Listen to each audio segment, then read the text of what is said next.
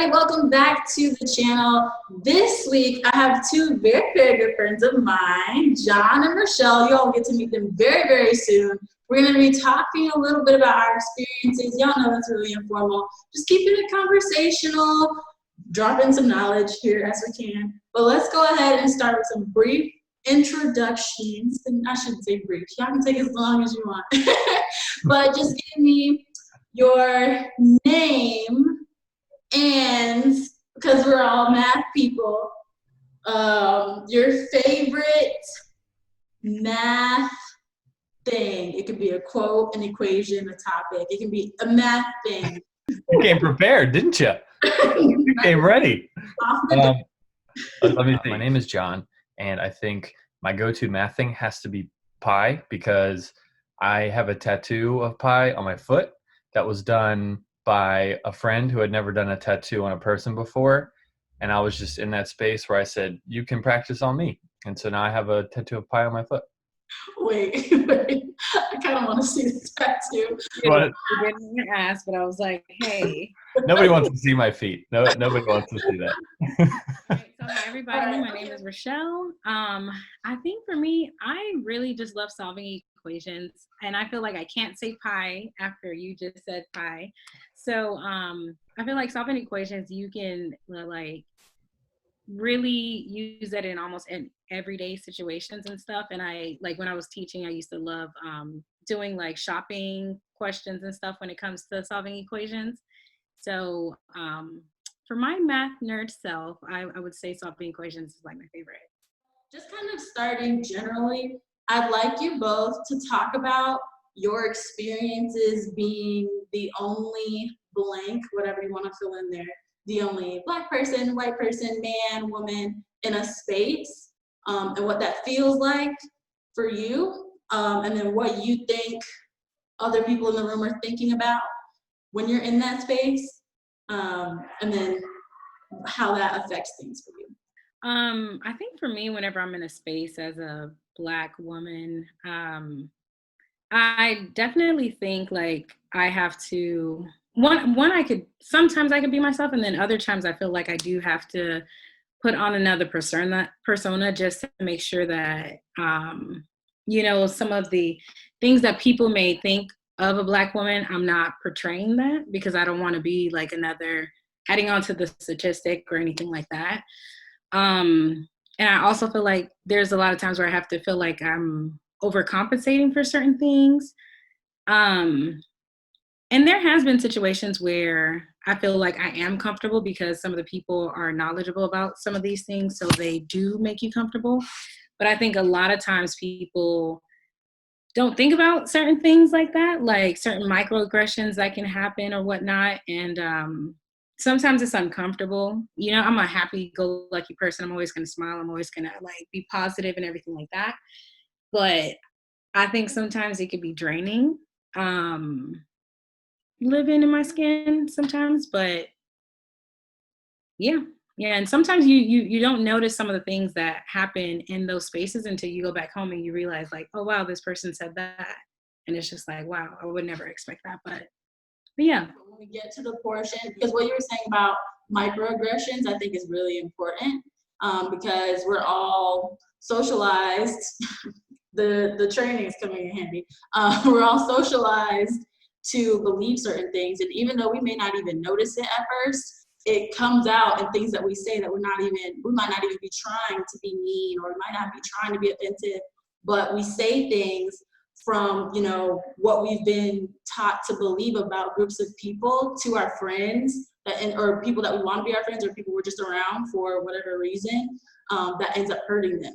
Being, the only Black woman in the space, and it was a lot of white men, and one of them, I was just kind of joking around with everyone was like joking, and I don't remember what exactly happened, but he was like, whoa, don't kill me. And it was kind of the like, oh, you're like coming off as aggressive, and that idea of, the angry Black woman and Black people being more aggressive and all of these things. And it's like little things that people say that you honestly, in that moment, I wasn't even necessarily thinking about what I looked like to them. I was just kind of being and trying to blend in and enjoy, but it was like, no, you stick out like a sore thumb.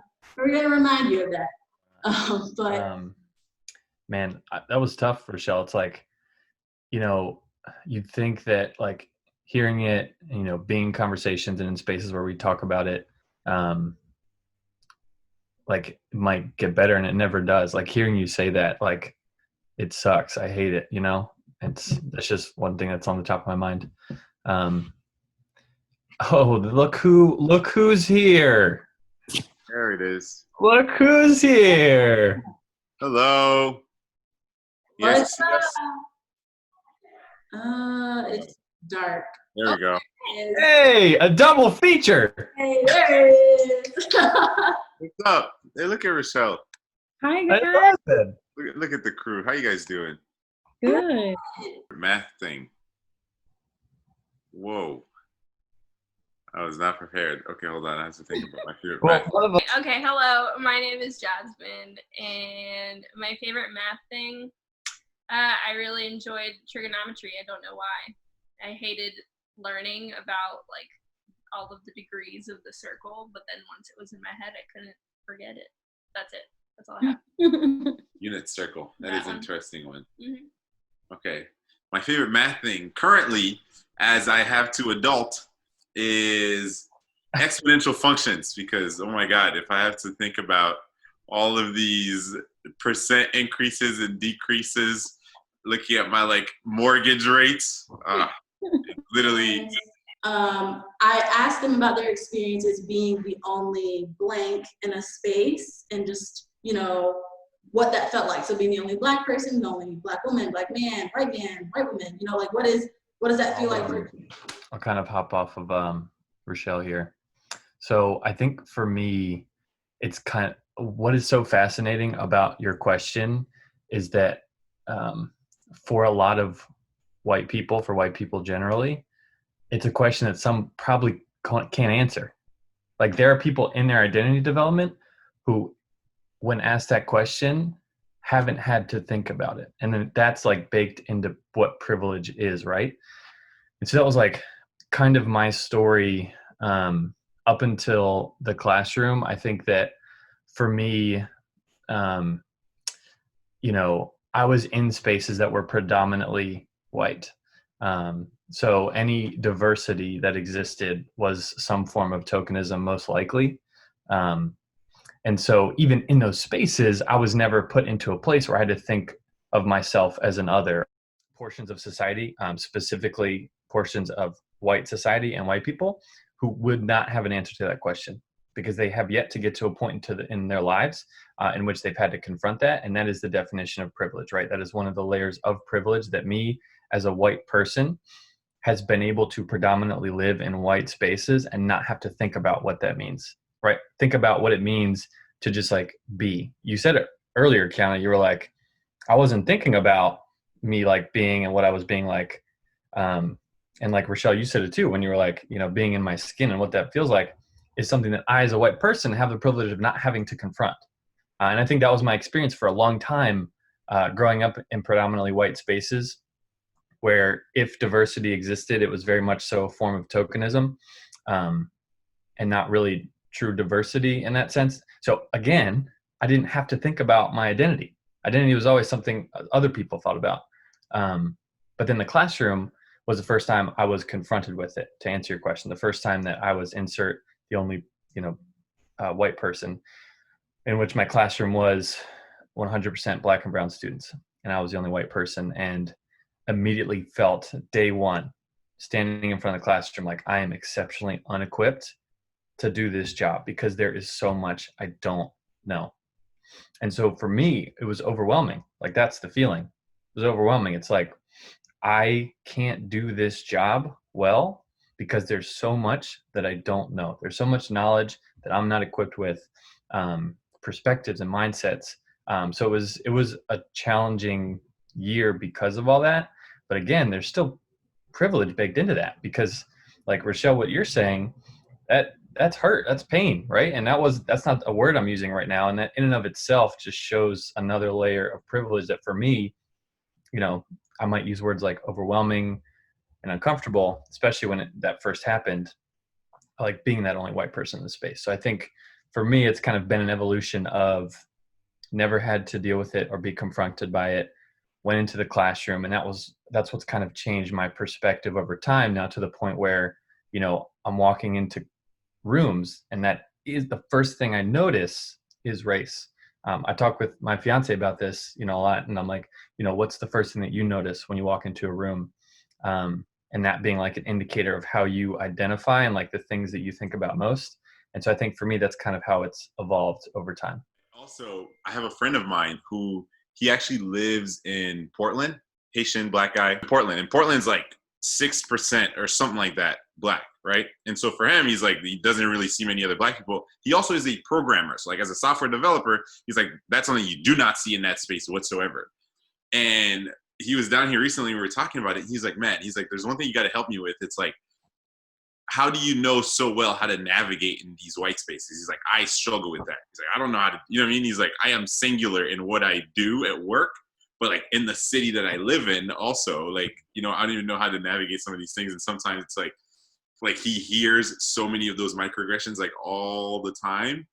And for him, like, because he's not so used to being in those environments, like he doesn't even know how to like address it or like, you know what I mean? Like, kind of, and he's also very non-confrontational. So he's not the kind of person just like immediately going to respond like, oh no, that's messed up, you can't say that. But he internalizes and sees a lot of those things. And so we were talking about that recently. And I was like, I mean, like I grew up in a country, like I was literally born and raised in a country that is the first like free black republic. And so for me, like those are not things I had to think about ever growing up. Like, you know what I mean? You don't think about what like your placement is in a room or in a company or in a school based on what you look like, because like that's the norm. That's what you're used to. And then when I moved to South Florida, my high school was literally the opposite of that, where it was like a school that was 95% white.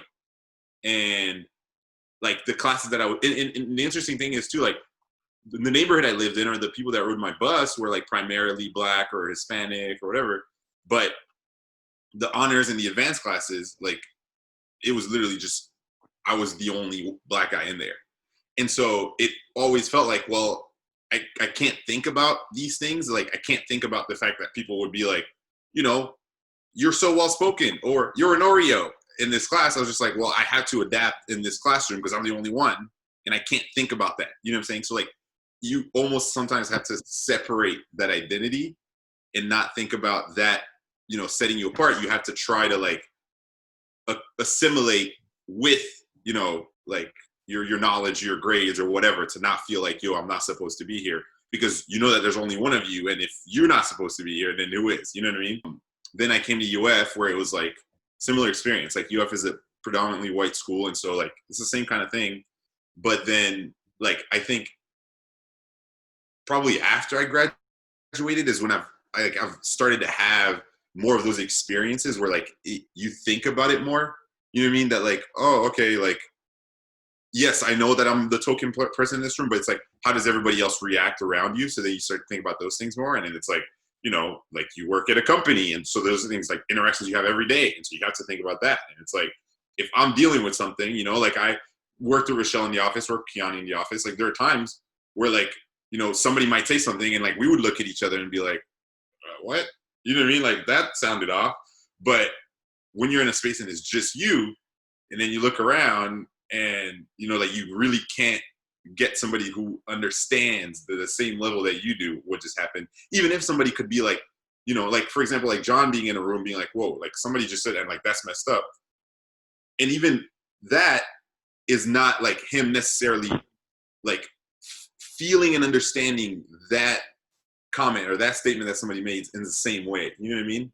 And so like, it's like a really tough thing to deal with, even if people understand. And so I think like, so going back to like what my friend's question was, is like, you know, like, how do you navigate in some of these white spaces? It's like, well, at first, you know, you just kind of think like, well, I have to adapt and assimilate because those are the norms, right? Like those are the spaces where if you want to be, you know, successful or you're leader of the company, like it becomes more isolating the more you move up in some of those spaces. And so like, I think you can't, like, it's not a thing that you should have a good answer to. You know, you shouldn't be like, well, here's my 10 steps to navigating white spaces well. Like, you know what I mean? Like, there shouldn't be an answer to that question kind of thing. So kind of a similar situation to Darnell, except I was like one of the only people of color in my school, like from kindergarten until I graduated.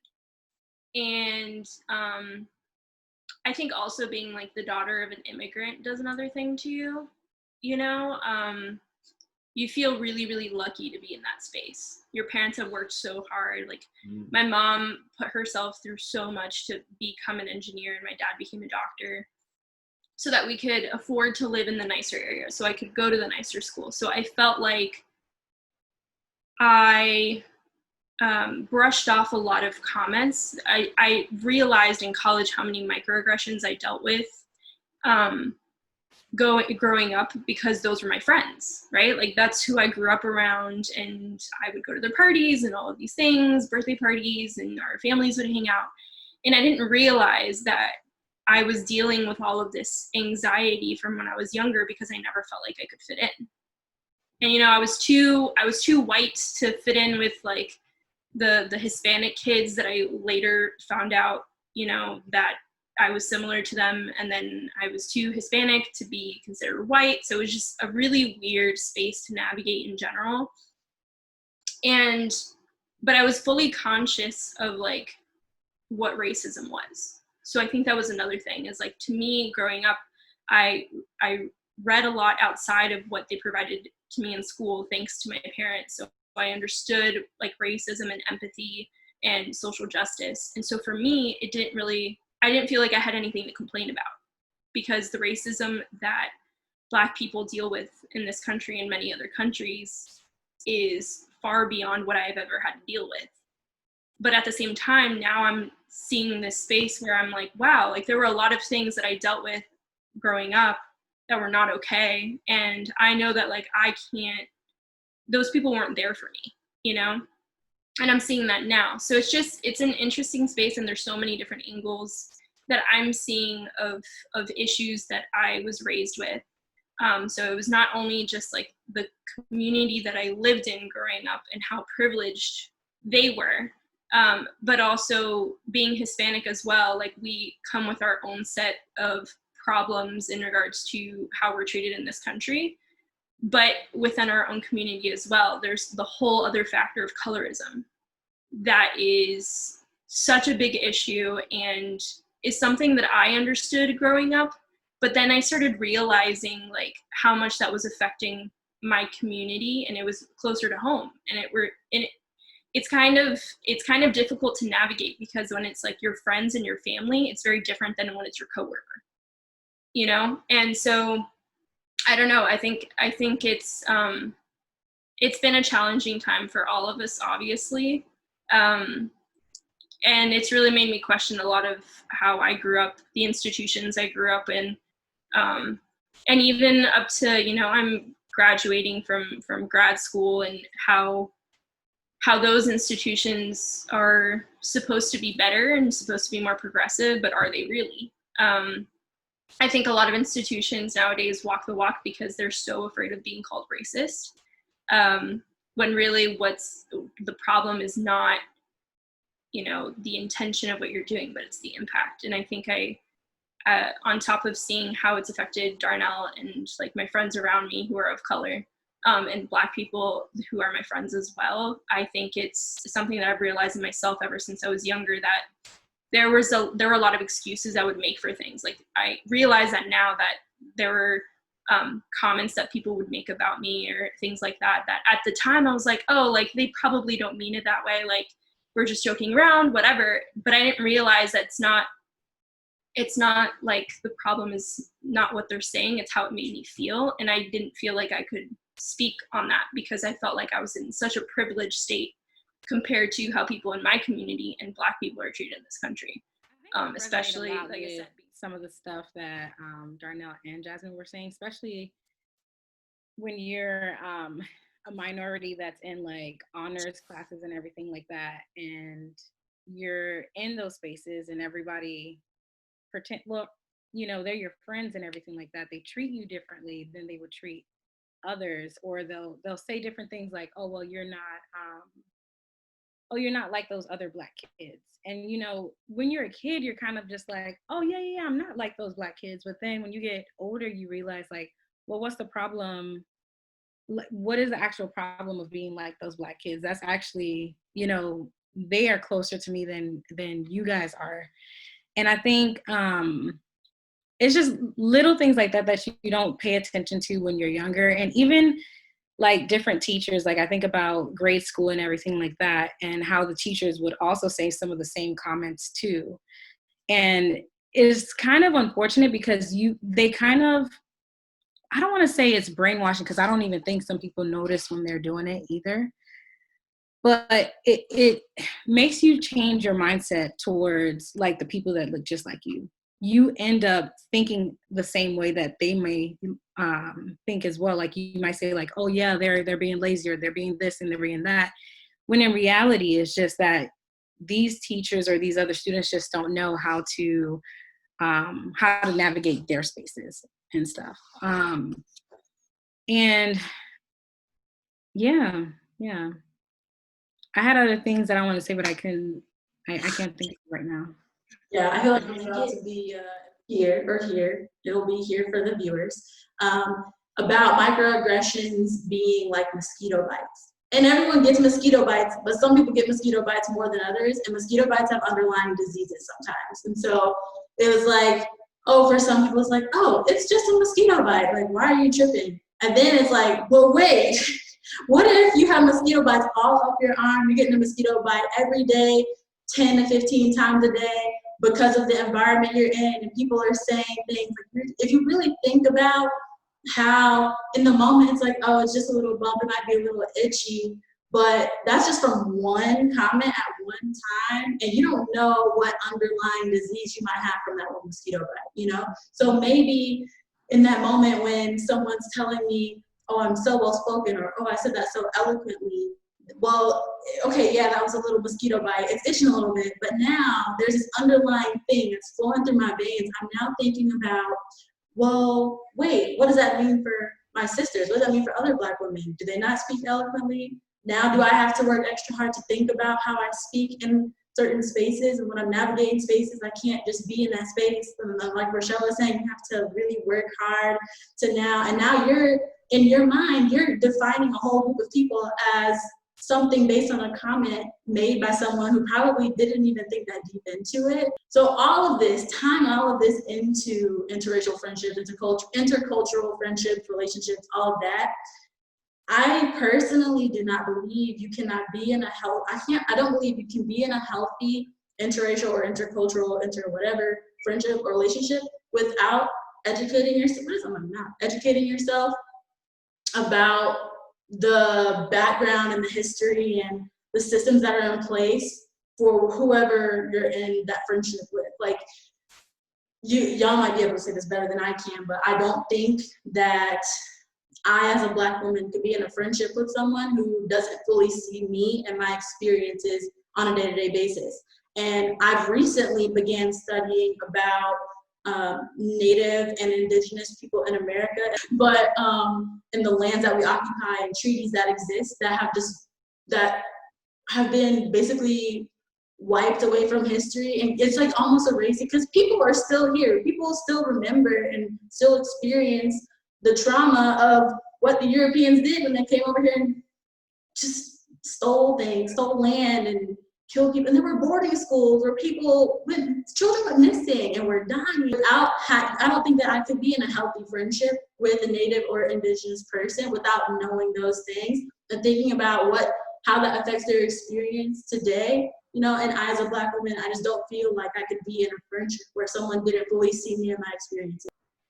Now, I mean, so the first thing that came to my head when you're talking was like, you know, you're 100% right. And like, that's how relationships generally function, right? Like, to be in a healthy relationship or friendship, you know things about that person. You actively take time to do that.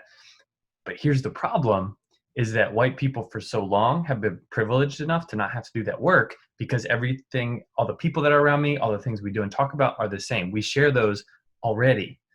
And so like, I've had conversations with teachers who it's like, okay, so we're in a classroom, you might not know it, but technically by the definition, like, you're being culture responsive with your white students because you're responding to their culture because you share it, right? And so in the same sense, like you have to make effort to do that. And all of a sudden now white people are like, well, I got to do the extra work. It's like, this is the first time they've been asked to do anything, right? Like for so long, everybody else has been having to do the work. You know, one thing that's like a pretty easy example is like Disney. So all the Disney movies, I think we're all familiar very much in this room with Disney movies. And that's like another privilege that I share and like other white people share. It's like all the stuff in mainstream culture, the movies, the shows, all the things that I could reference because I'm a white person. That's kind of where I see myself and what I see.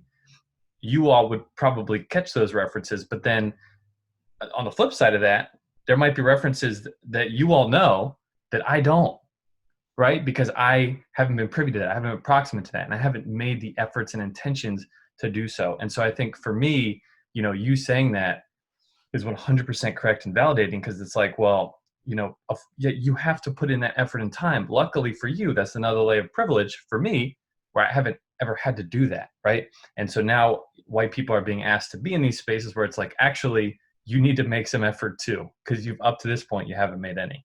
John, like that's the thing is like it's when you walk into a space and what do you think of as the default? You know what I'm saying? Like the default is like you have to assimilate to white culture. You know what I'm saying? Like white culture in a sense, like you have to assimilate to like for example, I mean, a good one is like people who code switch. You mean like black people who code switch? Like, you know, like when you're in a office environment, interview environment, like you have to speak a certain way, you know, like you have to have a certain tone. Like a lot of black people tell you like, oh yeah, I had to use my white voice on the phone to like, you know, get like good customer service kind of thing. Like, which is a thing that, you know about because like that's a default. Like, you know, you don't even say like, oh, like when people talk about, for example, I think I was watching a clip today. I was like of Viola Davis talking about like how she's done everything that Meryl Streep has done. Everything. Like they went through the same program, schools. She's won Emmys, Oscars, Tonys. She did Broadway. She did all this stuff. But they refer to her as the black Meryl Streep. But you would never hear somebody say to Meryl Streep that she's the black Viola Davis or whoever. You know what I'm saying? Or sorry, white Viola Davis. That's what I meant. But like you know what the default is automatically. And so like you know, like as a black person, like you always have to think about like when you walk into okay, like how do I address people here? Like what are some things that I have to think about to be able to relate to people that are here? You know what I'm saying? And it's like if you try to bring your own culture into the room, like is that gonna make people uncomfortable? Like those are things that you have to think about. You know what I mean? Because like you don't expect, like by default, you don't expect people to know. And like if somebody does know something about like Haiti or if they know something about like the Fresh Prince, then I'm like, oh my God, like that's surprising to me because by default, I don't expect you to know these references. You know what I mean?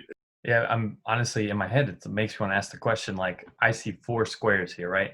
And so like hypothetically, let's say, you know, it's, you know, we're in a space, it's 4 white people. Okay, now it's 3 white people, 1 black person. Do you think for a second that space changed at all? Probably not, right? But in like the opposite of that, what if it's, you know, 4 black spaces, 1 white person comes in, all of a sudden, I could be wrong, right? But like probably most of the time, sometimes it's going to feel a little different, right? And that's like that in and of itself is so disproportionate and shows my privilege that like in this space, even right now, this conversation might be a little different only because there's 1 white person, right? And so it's just like another thing that I'm thinking about just looking at this space. Right. Like we have to speak eloquently and proper and use good vocabulary. Don't do that. Don't do that. I'm just kidding, John. I don't know, John. I feel like you're one of those people where you might enter the space and everything stays the same. I was talking about the Europeans coming to America. I wanted to say some things that I didn't say, but that wasn't because of you, John. That was because of, you know, we're recording. Sure.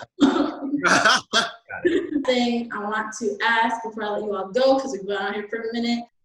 With everything going on, with the Black Lives Matter movement and, you know, silence not being an option, how have your expectations of your friends changed? How have your friendships changed? How has your outlook on life kind of changed in regards to your friends or your jobs, schools, the businesses you shop at and go to?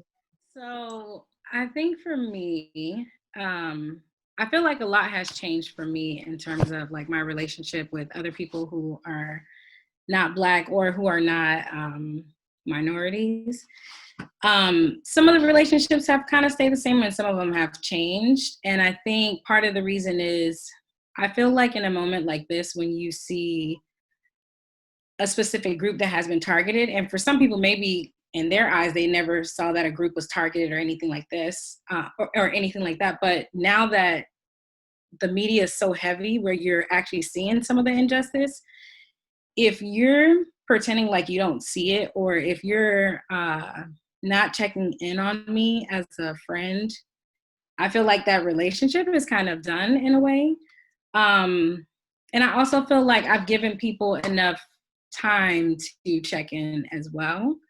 And you know, some people have and some people have not. And it just made me feel like, wow, this person truly does not understand me. And I do understand, like, I'm a person that like understands people a lot. I give people a lot of different chances and stuff. But I understand that some people may not know what to say in a moment like this. But eventually you have to say something. So at this point, if you haven't said anything, you kind of let me know where you stand, right?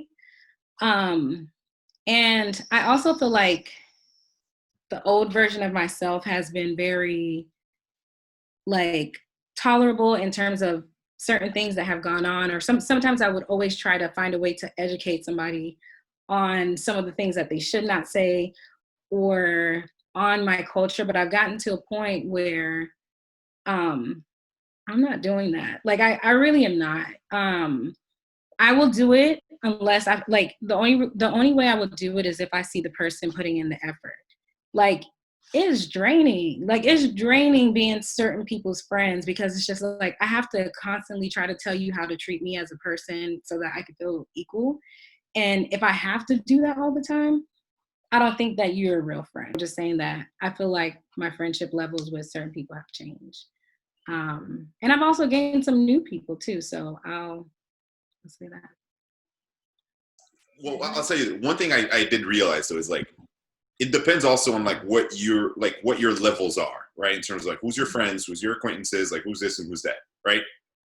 And I'm somebody who like, I mean, you actually, all of you on here know, like, I love to debate and I love to argue and like, you know what I mean? But generally speaking, I'm not very confrontational with people. And so like, if I feel like somebody is not necessarily putting in the work or somebody is not trying to go out of their way, for them to like truly be my friend in that sense, right? Like if somebody's like, I'm not even gonna admit that I've like said stuff before that might have been hurtful. You know, like I'm not even gonna like, why can't I make this joke? Because, you know, like it's funny. Like it does, you know, it has nothing to do with that. Like, and so for me, like I typically tend to like just not put energy into having these conversations with people. And like sometimes I feel like I need to confront, but it's like Rochelle said, like it does get really draining. And so for me, like when I make the decision, like, okay, would I need to confront this person about that conversation?